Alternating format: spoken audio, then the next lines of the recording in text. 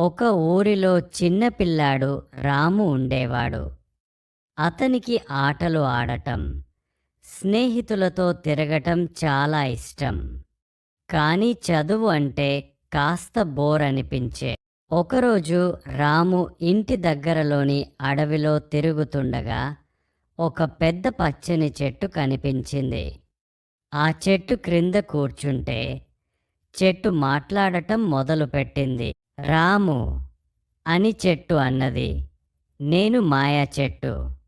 నువ్వు ఏం నేర్చుకోవాలనుకున్నా నేను నీకు సహాయం చేస్తాను. కానీ ఒక షరతు ఉంది. నువ్వు నేర్చుకున్నదాన్ని నీ స్నేహితులతో పంచుకోవాలి. రాము ఆశ్చర్యపోయాడు. చెట్టు, నేను మల్టిప్లికేషన్ నేర్చుకోవాలనుకుంటున్నాను అన్నాడా. చెట్టు తన ఆకులు కదిలించగానే రాము ముందు రంగురంగుల అంకెలు తేలాయి. అవే మల్టిప్లికేషన్ పట్టికలు. కాసేపట్లోనే రాము వాటిని నేర్చుకున్నాడు.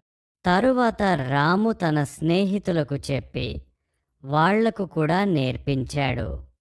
అందరూ సంతోషించారు. అప్పటినుంచి రాము మాయా చెట్టు దగ్గరికి వెళ్ళి కొత్త విషయాలు నేర్చుకుని తన స్నేహితులతో పంచుకోవడం మొదలుపెట్టాడు.